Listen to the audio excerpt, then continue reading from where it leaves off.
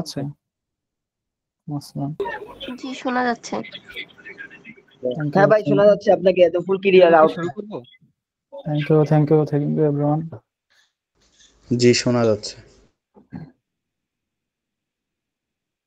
So আমরা শুরু করতেছি কিছুক্ষণের মধ্যেই, সমস্যা নাই। সো সবার কি অবস্থা? সবার কি আছে, ক্লাস ছিল? জি ভাই ছিল। জি, আচ্ছা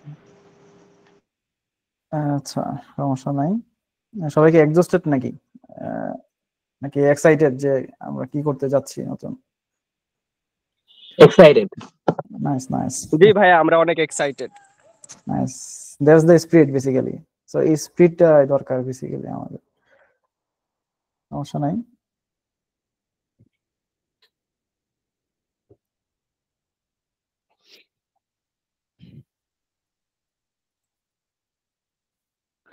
আচ্ছা, আমি একটু সবার সঙ্গে পরিচয় করে দিই। আমি আসিফ আল ফাত্তা।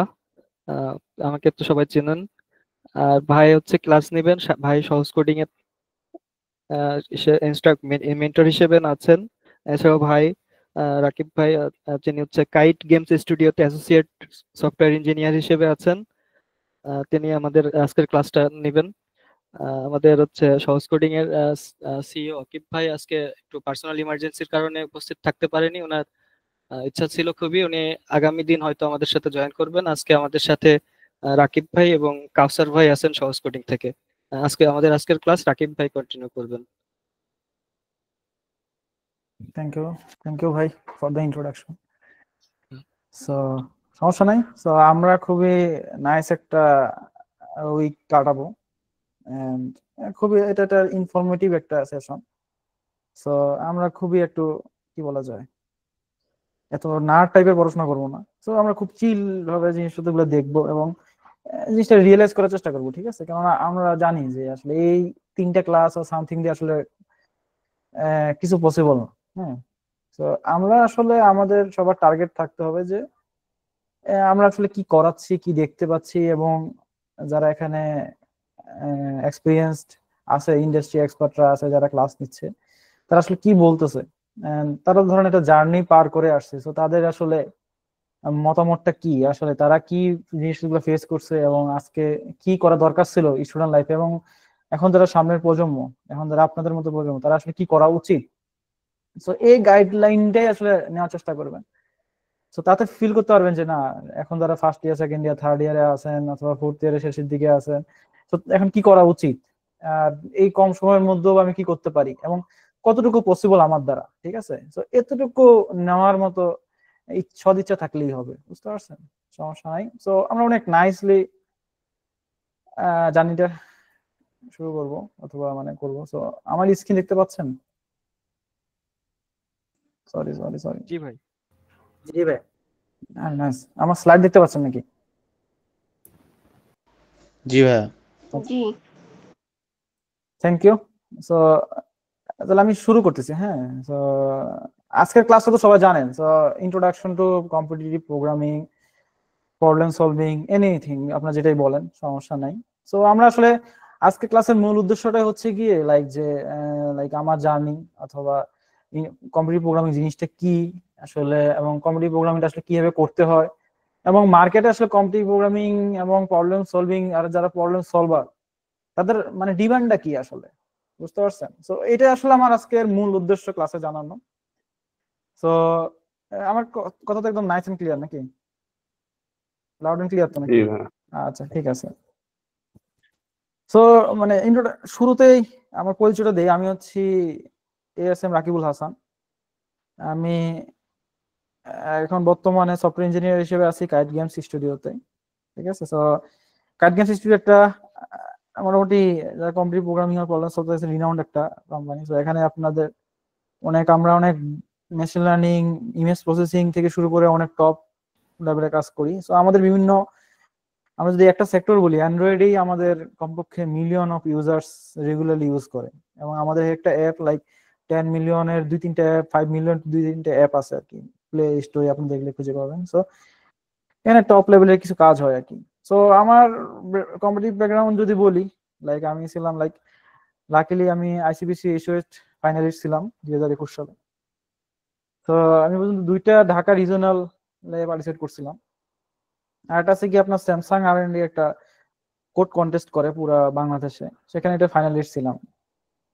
সো অল্প হলেও মোটামুটি আর কি আপনার 2000-এর মতো প্রবলেমের উপরে বিভিন্ন অনলাইন জাজ, তারপর বিভিন্ন কিছুতে আমরা সলভ করা হয়েছে আর কি। সো এ হচ্ছে কি আর কি আমার ইন্ট্রোডাকশন আর কি, ঠিক আছে। সো আমি আপনাদের আজকের ক্লাসটা নিব, আর একটা হচ্ছে গিয়ে নেক্সট 3 নম্বর ক্লাসটা হয়তো নিতে পারি।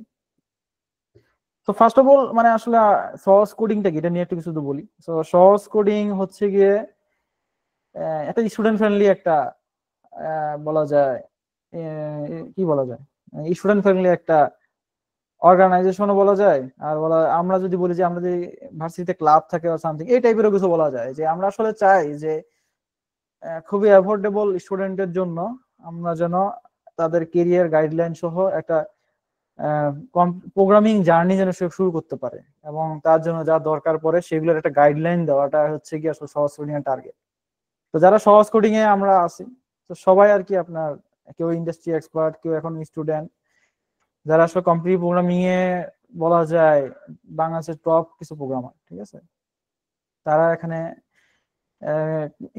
এই ইনিশিয়েটিভটা নেওয়া হয়েছে যে যাতে বাংলাদেশে যেখানে যত কিছু কোর্স থাকুক থাকুক, আমরা যেন একটা মেন্টর করতে পারি একটা স্টুডেন্টকে। লাইক যেমন আমাদের টার্গেটই থাকে যে আমরা যে ক্লাসগুলো মেন্টররা নেয়, দেন যেন একটা সাপোর্ট ক্লাস থাকে, যে কোনো সময় যদি সে প্রতিদিন যে কোনো সময় দরকার পড়লে সে ওই সাপোর্ট ক্লাসে এসে তার প্রবলেমটা বলতে পারে। সো লাইক একটা ভাই ব্রাদার সম্পর্ক, ঠিক আছে। লাইক আমরা সবাই যেন গ্রো করতে পারি, ঠিক আছে। যেমন অন্যান্য দেশে এই কালচারটা খুবই আছে, যেমন ইন্ডিয়াতে হোক ইয়াতে হোক, ওদের কালচারটা অনেক নাইস, এবং দেখবেন ওদের ইন্ডাস্ট্রিতে ওদের দাপটটা অনেক বেশি, ঠিক আছে। আমরাও চাচ্ছি যে আসলে এরকম একটা কমিউনিটি গ্রো করতে, যেখানে আসলে আমরা একসাথে ভালো করব, পুরো বাংলাদেশের স্টুডেন্টরা ভালো করবে, ঠিক আছে। আর আমরা যারা সিএস ব্যাকগ্রাউন্ডের এবং যারা অন্য ব্যাকগ্রাউন্ড থেকে প্রোগ্রামিং সেক্টরে আসতে চাই, সো দেখা যায় যে মানে শুরুর দিকে একটা গাইডলাইনের অভাবে আমরা অনেকেই বুঝতে পারি না যে আসলে আমাদের কি করা উচিত, ঠিক আছে। সো আমরা যদি এরকম 3 মাস 6 মাসের একটা মেন্টরশিপ পাইতাম, আমার যদি আমার কথা বলেন, তাহলে আমার মনে হতো যে না, আমি আরো ভালো একটা কিক আপ করতে পারতাম, আরো শুরুতে আমি আরো আগে থেকেই আমার প্রবলেম সলভিং জার্নি, আমার এটার ইনিশিয়েটিভটা আরো ক্রিয়েট হইতো, ঠিক আছে। তো এই গ্যাপ যেটা আছে, এই গ্যাপটা ফুলফিল করাই আমাদের লক্ষ্য আর কি, ঠিক আছে। তো এই হচ্ছে আমাদের ইনিশিয়েটিভ সহজ কোডিং এর। তো সহজ কোডিং এর বর্তমানে আপনার 5টা ব্যাচ, 5 নম্বর ব্যাচ চলতেছে, তার আরো কয়েকটা ব্যাচ বের হয়ে গেছে। সো প্রথম থেকে 5 নম্বর ব্যাচ পর্যন্ত আমাদের সাফল্য বলা যায় নাইস। এখান থেকে অনেক যারা একদম বিগিনার লেভেল থেকে ঢুকছে, তারাও এক সময় আপনার লাস্ট আইসিবিসি তে দেখা গেছে যে কেউ টপ 100 এর মধ্যে ছিল, টপ 150 পজিশনের মধ্যে ছিল, আউট অফ আপনার ধরেন 1,500 একটা টিমের মধ্যে, ঠিক আছে। সো সবাই ভালো করতেছে, সবারই ইচ্ছা আছে ভালো করার, এবং আমাদের যে মেন্টর প্যানেল এন্ড সাপোর্টিভ স্টাফরা, সো তারা নাইসলি পুশ করতেছে। সো এই হচ্ছে গিয়ে সহজ কোডিং এর ইনিশিয়েটিভ। সো এই তো, সো আমাদের লক্ষ্যটাই হচ্ছে কি আমরা আসলে প্রবলেম সলভিং জার্নি এবং কম্পিটিটিভ প্রোগ্রামিং দিয়ে কেমনি কি করতে পারি আমাদের ফিউচারে, কেমনি শুরু করা উচিত, এই জিনিসগুলো আপনাদের মধ্যে তুলে ধরার জন্যই কিন্তু আজকে এই ইনিশিয়েটিভটা, ঠিক আছে। তো আমার কথা তো শোনা যায় নাকি? তাহলে আমরা নেক্সট ক্লাসে প্রসিডিউর করবো। জি শোনা যাচ্ছে। ঠিক আছে, তো আমি একটু বলবো, আপনাদের একটু ডিস্টার্ব করবো, শোনা যায় কিনা, কারণ আমি তো বুঝতে পারতেছি না যে কোনো সময় ইন্টারনেট কানেকশন যাচ্ছে কিনা না যাচ্ছে না, এ হচ্ছে কেস। ঠিক আছে, তো চলেন আমরা শুরু করি। কারো কি কোনো আইডিয়া আছে যে কম্পিটিটিভ প্রোগ্রামিং এতক্ষণ ধরে আমি বলতেছি আসলে জিনিসটা কি, প্রবলেম সলভিং জিনিসটা কি? আমরা তো ধরেন অনেক বাজওয়ার্ড শুনি, ওয়েব ডেভেলপমেন্ট, মোবাইল ডেভেলপমেন্ট, অনেক কিছু শুনি আমরা, কিন্তু হোয়াট ইজ কম্পিটিটিভ প্রোগ্রামিং, মানে এটা কি আসলে? কারো কি কোনো আইডিয়া আছে? কারো কি কোনো প্রবলেম সলভিং অর সামথিং, একটা প্রবলেম সলভ করা, এই জিনিসপত্র নিয়ে কোনো আইডিয়া আছে যে এটা আসলে কি দরকার, কি করে, মানে এটা আসলে জিনিসটা কি?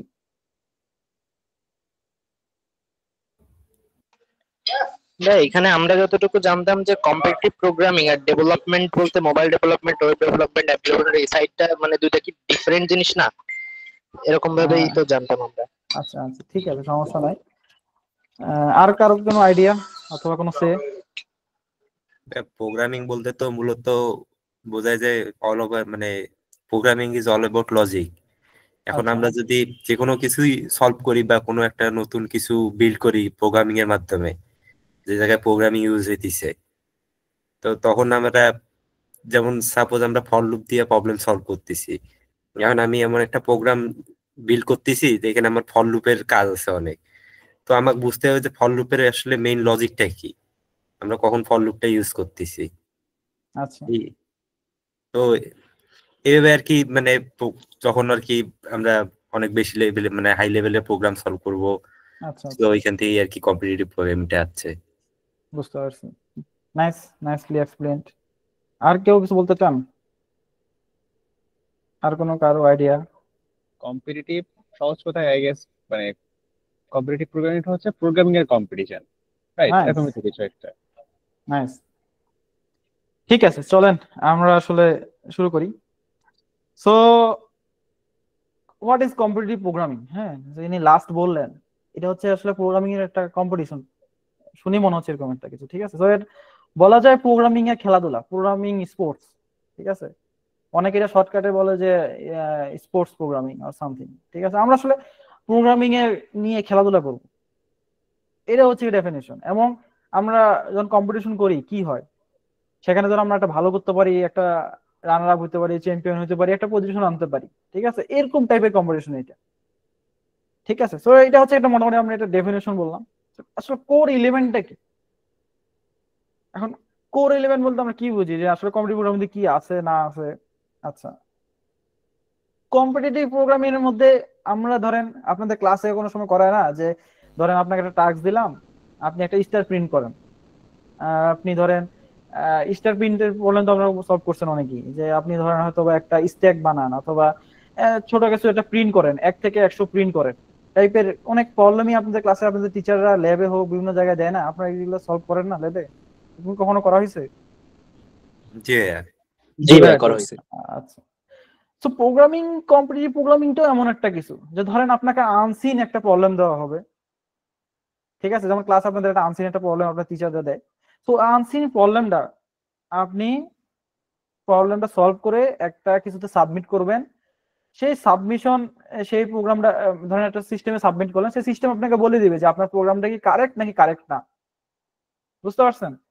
যে প্রবলেমটা দিছে আপনাকে, আপনি যে সলিউশনটা সাবমিট করছেন, যে কোডটা সাবমিট করছেন, সে এটা রান করবে, রান করে দেখবে যে যে অ্যান্সারটা সে পাওয়ার কথা সেটা পাইছে কিনা। এবং সেটা যদি পেয়ে থাকে ধরেন আপনাকে তখন একটা ভার্ডিক্ট দিবে যে অ্যাকসেপ্টেড হয়েছে নাহলে রং অ্যান্সার হয়েছে, কিছু একটা দিবে। তো এটাই কোর এলিমেন্ট, যে আসলে আপনি এইভাবে কিছু প্রবলেম সলভ করবেন, প্রবলেম সলভ করার মাধ্যমে আপনি একটা পজিশনে আসবেন। ঠিক আছে, তার মানে পজিশনে কেমনে আসবো? কারণ আপনার একটা 1 ঘন্টার একটা কন্টেস্ট, এই কন্টেস্টে আপনাকে বললো যে এমন একটা প্রবলেম দিয়ে দিল, 3 থেকে 4টা 5টা প্রবলেম দিয়ে দিল, বললো যে আপনাকে সলভ করতে হবে। এখন আপনি ধরো সব সলভ করলেন, ঠিক আছে, সলভ করার পরে সাবমিট দিলেন। তো এরকম ধরেন 100 জন করতেছে, 100 জনই আপনার একটা টাইম বাউন্ডের মধ্যে করতেছে। তো যে যত তাড়াতাড়ি সাবমিট দিতে পারবে, যত ইফিসিয়েন্টলি সাবমিট দিতে পারবে, যেহেতু কম রং অ্যান্সার হবে, সেই তো সবার টপে থাকবে, তাই না? সো এইটা কোর এলিমেন্ট, যে কম্পিটিটিভ প্রোগ্রামিং এর টার্গেটটাই হচ্ছে গিয়ে ইফিসিয়েন্টলি কত দ্রুত একজনের থিঙ্কিং করতে পারে, কত তাড়াতাড়ি সে একটা লজিক বিল্ড করতে পারে, কত তাড়াতাড়ি সে একটা প্রোগ্রাম করতে পারে, করে সে এটা সাবমিট করতে পারে। ঠিক আছে,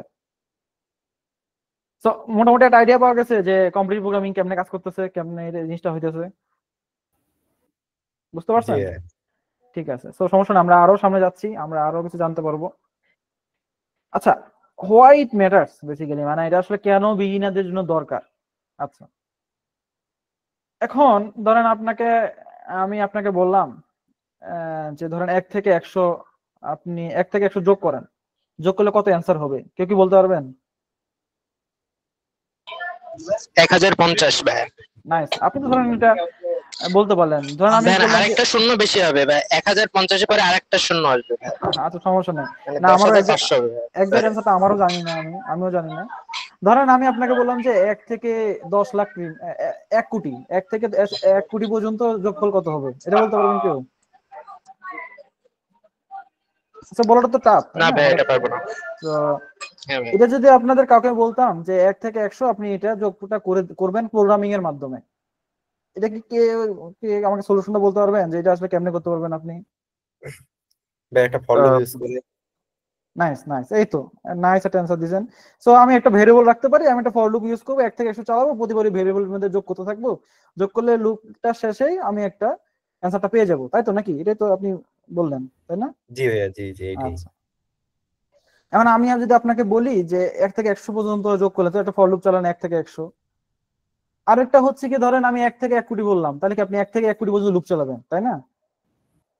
মানে যেটাই হবে আপনি 1 থেকে ওই পর্যন্ত লুপ চালাবেন। কারণ আপনার কি মনে হয় যে আমি যে 1 থেকে 100 পর্যন্ত চালাচ্ছি, যদি ধরেন এটা ধরেন একটা সেকেন্ড, একটা মিলি সেকেন্ড নেয়, তাহলে 1 থেকে 100 চালাতে কি 100 মিলি সেকেন্ড লাগতেছে, তাই না? জি ভাইয়া।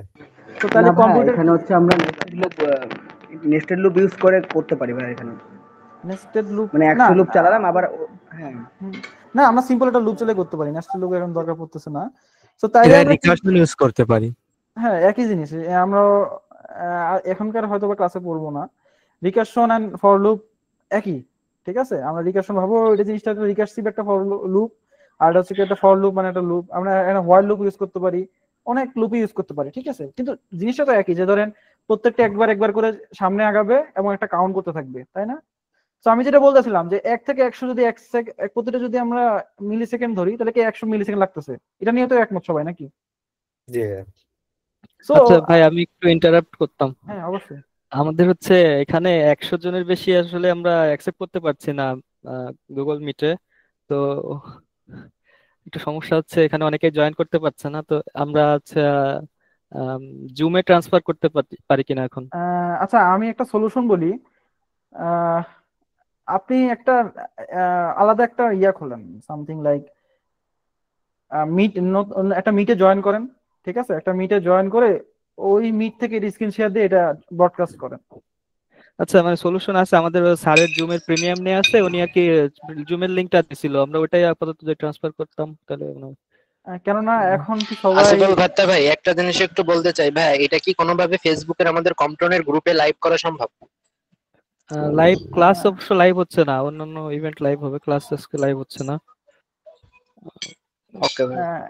এখন কি এখন ট্রান্সফার তাহলে করা পসিবল এত কুইকলি? জি, আমরা গ্রুপে লিংক দিয়ে দিই, সবাই জয়েন করে নিই জুমে। আচ্ছা, আমার সাইড থেকে সমস্যা নাই, তো সবাই যদি এগ্রি থাকে এটা করা যেতে পারে আর কি। জি সবাই জি, আছে সবাই না যদি অ্যাক্টিভ? জয়েন করতে পারছে না অনেকে ভাই আসলে। বুঝতে পারছি, কিন্তু আমার মনে হয় কি এত কম সময়ের মধ্যে এটা না করে যারা আছে জয়েন তারা থাকুক, আপনি আরেকটা মিটে জয়েন করে ওইটা স্ক্রিন শেয়ার দিয়ে ওটাও আপনি ইয়া করতে পারেন চাইলে। মানে ওইটার মধ্যে স্ক্রিন শেয়ার আপনি জয়েন করে ওই ওই লিংকে সবাই জয়েন করলো, তাহলে সে আপনারটা স্ক্রিন শেয়ারটা সবাই দেখতে পারবে, বুঝতে পারছেন? তাহলে তো ভাই সবাই সবার কোশ্চেন শুনতে পারবো না আমরা। রেসপন্সে একটু সমস্যা হবে তাহলে ভাই আসলে। এটা একটু সমস্যা হবে, তাহলে আপনি ঠিক আছে, সবাই যদি এগ্রি থাকে দ্রুত আপনি চেঞ্জ জি, করতে আমি পারেন। গ্রুপে জুম লিংক দিয়ে দিয়েছি। আচ্ছা, ঠিক আছে, আহ, ঠিক আছে এভরিওয়ান, তাহলে কষ্ট করে আজকে প্রথম দিনের মধ্যে আমরা তাহলে ওটার মধ্যে যাই, ঠিক আছে? জি ভাই, ধন্যবাদ ভাই।